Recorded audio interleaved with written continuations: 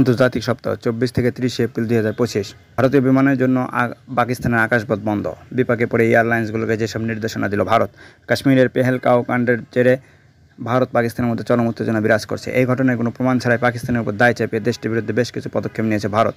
পাল্টা পদক্ষেপ নিয়েছে পাকিস্তানও। এর মধ্যে অন্যতম হলো আকাশসীমা বন্ধ করে দেওয়া, অর্থাৎ এখন থেকে পাকিস্তানের আকাশসীমায় কোনো ভারতীয় প্লেন প্রবেশ করতে পারবে না। এই পরিস্থিতিতে বিপাকে পড়েছে ভারতের বিমান পরিবহন সংস্থাগুলো। এর মধ্যে ভারতের উত্তরাঞ্চল, বিশেষ করে দিল্লি থেকে পশ্চিমা দেশগুলোতে ফ্লাইট পরিচালনাকারী এয়ারলাইন্সগুলোর জন্য কিছু আবশ্যিক নির্দেশনা জারি করেছে ভারতের বিমান চলাচল নিয়ন্ত্রণ সংস্থা ডিজিসিএ। শনিবার টাইমস অফ ইন্ডিয়ার এক প্রতিবেদনে বলা হয়, এয়ারলাইন্সগুলোকে যাত্রীদের চেক ইন সময়ে জানাতে হবে যে তাদের রুট পরিবর্তন হয়েছে এবং ফ্লাইট সময় বেড়েছে, এবং মাঝপথে জ্বালানি নেওয়ার জন্য ও ক্রু পরিবর্তনের সময় বিরতি নিতে হবে। পাকিস্তান তাদের আকাশসীমা ভারতীয় উড়োজাহাজগুলোর জন্য বন্ধ করে দেওয়ায় এসব ফ্লাইটের দীর্ঘ সময় ও কারিগরি বিরতি লাগবে। ডিজিসিএজের সিএফও ক্যাপ্টেন শ্বেতা সিং স্বাক্ষরিত নির্দেশনায় জানানো হয়, এ ধরনের বিরতির সময় যাত্রীদের সাধারণত বিমানেই থাকতে হবে। তাই এয়ারলাইন্সগুলোকে তাদের খাবারের প্রস্তুতি নতুন করে সাজানোর নির্দেশ দেওয়া হয়েছে, যাতে পুরো যাত্রার সময় যথেষ্ট খাবার ও পানীয় মজুদ থাকে। এয়ারলাইন্সগুলোকে নিশ্চিত করতে বলা হয়েছে যে যেসব বিমানবন্দরে কারিগরি বিরতি হবে সেগুলোতে জরুরি চিকিৎসা সেবা ও অ্যাম্বুলেন্স সুবিধা থাকতে হবে। দিল্লি, অমৃতসর, চণ্ডীগড় ও লখনৌ থেকে পশ্চিমামুখী অর্থাৎ UAE, CIS, West Asia, Europe, যুক্তরাজ্য, উত্তর আমেরিকা ফ্লাইট পরিচালনা করে এমন ভারতীয় এয়ারলাইন্সগুলো হলো air India group, Indigo, SpiceJet. এই এয়ার ইন্ডিয়ার একজন কর্মকর্তা বলেন, আমাদের উত্তর আমেরিকার ননস্টপ ফ্লাইটগুলো কোনো দিন একটানা যেতে পারবে, আবার কখনো মাঝপথে বিরতি নিতে হতে পারে, তবে সেটি নির্ভর করবে প্রতিদিন আবহাওয়া ও বিমানের ধারণ ক্ষমতার উপরে। এদিকে বিমান চলাচলের জন্য পাকিস্তানের আকাশ ভারতকে ব্যবহার করতে দেওয়ায় ভারতে বাড়তে পারে বিমান ভাড়া বলে আশঙ্কা করা হচ্ছে। পাকিস্তানের উপর দিয়ে না গেলে উত্তর ভারত থেকে পশ্চিমের দিকে বিমানগুলোকে যেতে হবে আরব সাগরের উপর দিয়ে। এটি প্রধান বিকল্প পথ। এছাড়া কয়েকটি বিকল্প খোলা থাকবে ভারতীয় বিমান সংস্থাগুলোর জন্য। এক সিনিয়র পাইলট সংস্থা পিটিআইকে জানিয়েছে, আমেরিকা ও ইউরোপের বিমানগুলোকে বিকল্প পথ ধরে গন্তব্যে পৌঁছাতে স্বাভাবিকের চেয়ে অন্তত 2 থেকে 2.5 ঘন্টা বেশি লাগবে। তবে বিভিন্ন সংস্থা বিভিন্ন রকম বিকল্প পথ খুঁজে নিতে পারবে। আরব সাগর দিয়ে ঘুরে যেতে হলে বাড়তি জ্বালানি খরচ হবে বিমানগুলোর। এর ফলে যাত্রার খরচ আগের চেয়ে বেড়ে যাবে। মনে করা হচ্ছে পাকিস্তানের সিদ্ধান্তের ফলে ভারতীয় বিমান ভাড়া 8 থেকে 12% বৃদ্ধি পেতে চলেছে। এই পরিস্থিতি যদি দীর্ঘস্থায়ী হয় তবে আগামী দিনে ভাড়া আরও বাড়তে পারে।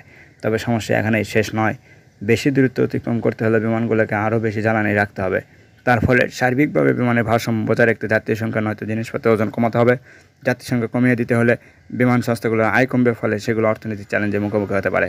এর আগে 2019 সালে বালাকোটে ভারতের বিমান হামলার পর পাকিস্তান 27 ফেব্রুয়ারি থেকে 19 জুলাই পর্যন্ত তাদের আকাশসীমা বন্ধ রেখেছিল। তখন ভারতীয় এয়ারলাইন্সগুলো প্রায় 700 কোটি রুপি ক্ষতির সম্মুখীন হয়েছিল, যার বেশিরভাগই ছিল এয়ার ইন্ডিয়ার।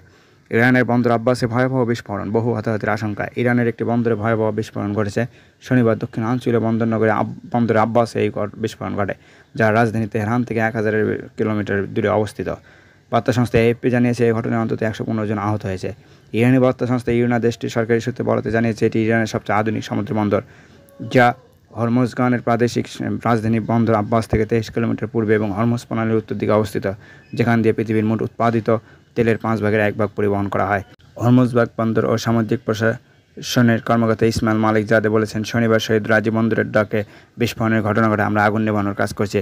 হরমুজবাগ প্রদেশের দুর্যোগ ব্যবস্থাপনা সংস্থার পরিচালক মেহেরজাদ হাসান জাহাদি সরকারি টেলিভিশনকে জানিয়েছে, আহতদের বিভিন্ন হাসপাতালে পাঠানো হয়েছে, তবে বিস্ফোরণের ঠিক কতজন আহত হয়েছেন সেটি এখনো নিশ্চিত নয়। সামাজিক যোগাযোগ মাধ্যমে প্রকাশিত ভিডিওতে দেখা গেছে বিস্ফোরণ এলাকা থেকে কালো ধোঁয়ার বিশাল কুণ্ডলী বের হচ্ছে। অন্যান্য ভিডিওতে ক্ষতিগ্রস্ত ভবন ও গাড়ি পড়ে থাকতে দেখা গেছে। ওই সময় অনেক ক্ষতিগ্রস্ত ভবন বা গাড়ি পরীক্ষা নিরীক্ষা করছিলেন। সংবাদ মাধ্যম আল জাজিরা জানিয়েছে, শহীদ রাজি বন্দর ডক দিয়ে মূলত জাহাজে কন্টেনার ওঠানামা করা হয়, তবে সেখানে তেলের ট্যাঙ্ক ও পেট্রোলজাত রাসায়নিক পদার্থের অবকাঠামো আছে। সিন্ধুতে হয় পানি, না হয় ভারতীয়দের রক্ত বইবে, কঠিন হুঁশিয়ারি বিলওয়াল ভুট্টোর। কাশ্মীরের পেহেলগাঁওয়ে ভয়াবহ হামলার জেরে ভারত পাকিস্তানের মধ্যে কূটনৈতিক সম্পর্ক তলানিতে ঠেকেছে। এই ঘটনায় সিন্ধু পানি বন্টন চুক্তি স্থগিত করেছে ভারত। এই নিয়ে চরম উত্তেজনার মধ্যে ভারতীয় সরকার দলীয় নেতারা পাকিস্তানকে 1 ফোঁটাও সিন্ধু নদী পানি না দেওয়ার হুঙ্কার দিয়েছে। এ নিয়ে হুঁশিয়ার দিয়েছে Pakistan peoples party chairman Bilawal ভুট্টোর জারদারি। তিনি বলেন, সিন্ধুতে হয় পানি, আর না হয় তা যদি না হয়ে থাকে তবে একতরফাভাবে নিমন্ত্রণ চুক্তি স্থগিত করা হয়, তাহলে সিন্ধুতে ভারতীয়দের রক্ত বইবে। শুক্রবার সিন্ধু প্রদেশের শুক্কুর জেলার সিপিবির এক সমাবেশে বিলওয়াল ভুট্টো এই কথা জানান। সিন্ধু নদী ডাকাতির চেষ্টা করছে ভারত, এমন মন্তব্য বিলওয়াল বলেন। সিন্ধু সভ্যতার প্রকৃত উত্তরাধিকারীরা পাকিস্তানে বাস করে। সিন্ধু সভ্যতার বৈধ উত্তরাধিকারী হিসেবে পাকিস্তান কখনোই নদীর উপর তার দাবি ত্যাগ করবে না। পেহেলগাঁও হামলার সিন্ধু পানি চুক্তি থেকে ভারত একতরফাভাবে সরে আসার প্রতিক্রিয়া বিলওয়াল ভুট্টো বলেন, ভারতের প্রধানমন্ত্রী নরেন্দ্র মোদী সভ্যতার উত্তরাধিকার লাভের জন্য চিৎকার করলেও প্রকৃত রক্ষকরা পাকিস্তানের মাটিতেই আছেন। সিন্ধু আমাদের এবং এটি আমাদেরই থাকবে। ভারতকে সতর্ক করে তিনি বলেন, হয় পানি না হয় তোমাদের রক্ত এই নদীতে প্রবাহিত হবে। ভারতের প্রধানমন্ত্রী নরেন্দ্র মোদী সিন্ধু সভ্যতার উত্তরাধিকারী হওয়ার দাবিকে চ্যালেঞ্জ করে বিলাল পাল্টা বলেন, তিনি বলছেন যে তারা হাজার হাজার বছরের পুরনো সভ্যতার অধিকারী, কিন্তু সেই সভ্যতা লারকান আর মহেঞ্জোদারোতে অবস্থিত। আমরা এর প্রকৃত রক্ষক এবং আমরা এটিকে রক্ষা করব। তিনি জোর দিয়ে বলেন, পাকিস্তানের জনগণ বা আন্তর্জাতিক সম্প্রদায় কেউই মোদির যুদ্ধবাজ মনোভাব বা পাকিস্তান থেকে সিন্ধু নদীর পানি সরিয়ে নেওয়ার কোনো প্রচেষ্টা সহ্য করবে না।